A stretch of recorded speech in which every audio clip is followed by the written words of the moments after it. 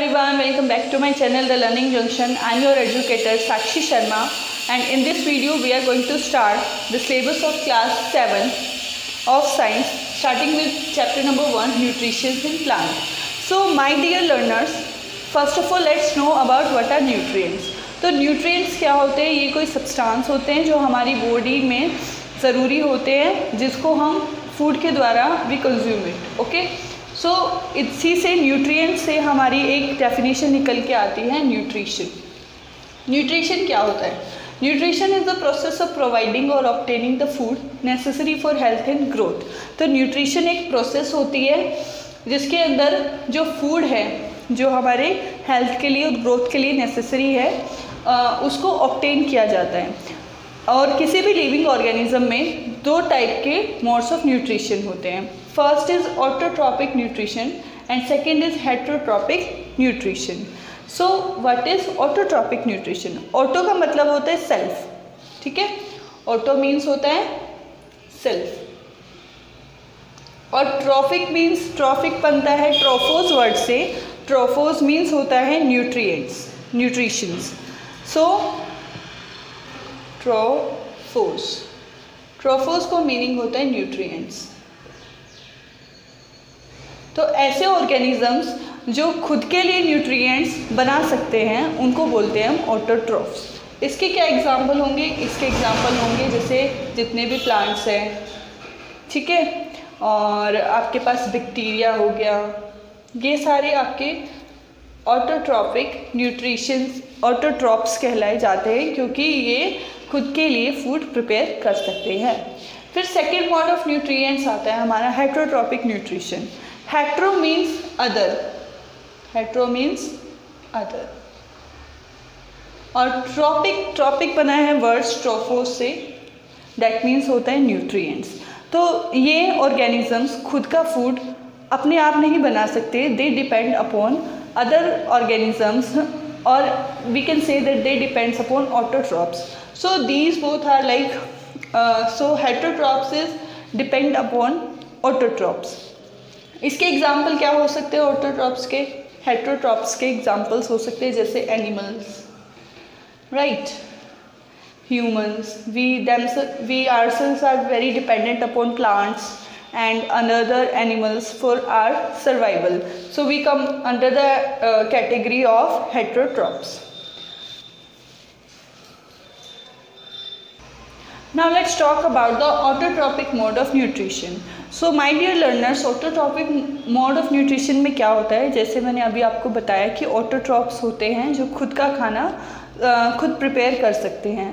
तो इसका best example क्या होता है? Green plants. आपने देखा होगा प्लांट्स को किसी एक्स्ट्रा न्यूट्रिएंट्स के लिए किसी पे डिपेंड नहीं रहना पड़ता, पर वो खाना कैसे बनाते हैं? Now the question arises, how do they make food for themself? तो ये एक प्रोसेस होती है इनकी जिसको बोलते हैं फोटोसिंथेसिस.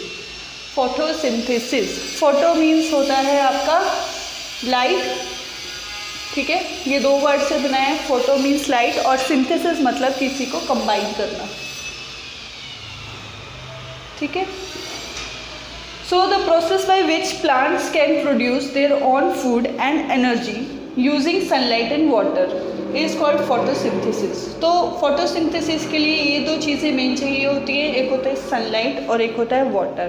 तो आपने प्लांट्स को देखा होगा, प्लांट्स को उसकी रूट से वाटर और मिनरल्स मिलते हैं, ठीक है, और जो क्लोरोफिल होता है लीव के अंदर ये उसको फोटोसिंथेसिस में हेल्प करता है, ठीक है. और इसी के अंदर लीव के अंदर एक होता है स्टोमेटा, ठीक है. स्टोमेटा से क्या होता है उसका और जो बाहर वाली गैसेस हैं उनके बीच का एक्सचेंज थोड़ा इजी हो जाता है. तो जब सनलाइट आती है, ठीक है, तो ये वाटर का लॉस होता है और उस वाटर के लॉस को बोलते हैं ट्रांसपिरेशन, ठीक है, ट्रांसपिरेशन बोलते हैं. और इस प्रोसेस में जो प्लांट्स होते हैं दैट रिलीज ऑक्सीजन, क्योंकि वो कार्बन डाइऑक्साइड के साथ, जो कार्बन डाइऑक्साइड है वो वाटर के साथ कंबाइन हो जाता है and they form glucose and it releases oxygen. So ये कुछ ऐसा होता है फोटोसिंथेसिस में कि कार्बन डाइऑक्साइड और वाटर मिलकर एक स्टार्च बनाते हैं, दैट इज ग्लूकोज बनाते हैं और ऑक्सीजन को वो रिलीज़ करते हैं। तो ये हमारी प्रोसेस होती है फोटोसिंथेसिस में। फोटोसिंथेसिस के लिए जो मटेरियल्स चाहिए वो 4 टाइप के होते हैं। Now let's talk about the materials required for photosynthesis. So photosynthesis के लिए हमारे पास ये 4 बेसिक चीज़ें होनी ज़रूरी है। इनमें से किसी भी चीज़ के बिना photosynthesis can not occur. So first one is water and minerals. So हमें पता है कि जो प्लांट है उसमें वाटर और मिनरल्स आता है with the help of roots. Root carry करते हैं वाटर और मिनरल्स। फिर ये जो वाटर और मिनरल्स होता है ये जाइलम के हेल्प से लीव ऊपर की तरफ जाता है, लीव्स की तरफ जाता है। तो photosynthesis can not occur, photosynthesis can only occur with the help of water.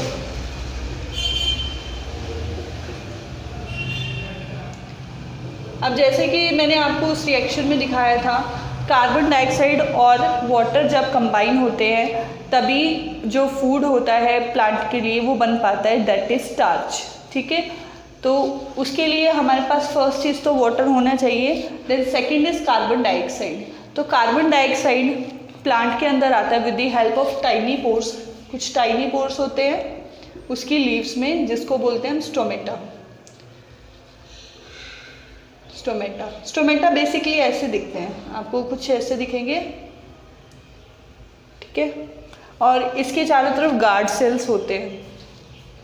इसके अंदर आपका स्टोमेटा होगा, ये गार्ड सेल्स होंगे, ये स्टोमेटा और ये हो गया guard cell.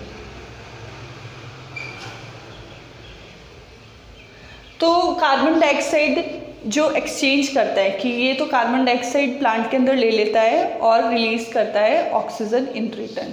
Without stomata the exchange of gases will not be possible, so therefore photosynthesis will also not be quite possible. Then comes chlorophyll. Chlorophyll actual में एक ग्रीन पिगमेंट होता है लीफ के अंदर। ठीक है, ये पिगमेंट होता है इन प्लांट्स। तो इसका क्या काम होता है, इट कैप्चर्स सनलाइट।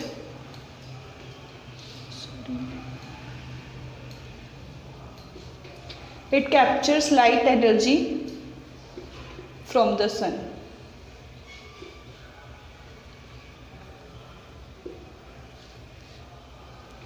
और इसके अंदर क्लोरोप्लास्ट प्रेजेंट होते हैं। जब तक ये लाइट एनर्जी सन से कैप्चर नहीं करेगा ये रिएक्शन पॉसिबल नहीं हो पाएगा। आप दोनों चीज़ों को ले भी लेंगे पर उसको पुश देने के लिए light energy is necessary. Then last thing is sunlight. तो सनलाइट आपको क्या मिलेगी, सोलर एनर्जी होगी। सोलर एनर्जी की ही प्रेजेंस में it splits carbon dioxide and water into its constituents to starch. Starch क्या होता है, बेसिकली जो ग्लूकोज आया आपके पास वो ही प्लांट का फूड होता है।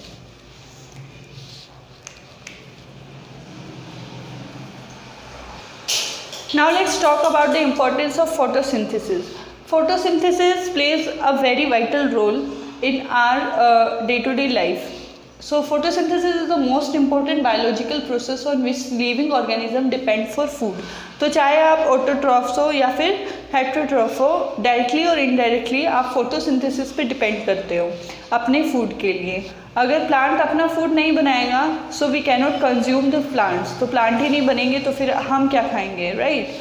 सो इनडायरेक्टली हम भी इस प्रोसेस के साथ रिलेटेड है।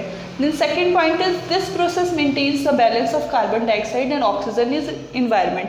तो मैंने जैसे आपको बताया जो केमिकल रिएक्शन होता है कार्बन डाइऑक्साइड और वाटर के बीच, उससे प्लांट का फूड तो बनता ही है, साथ में जो बाय प्रोडक्ट बनता है वो होता है oxygen. And we all know how important oxygen is for our survival.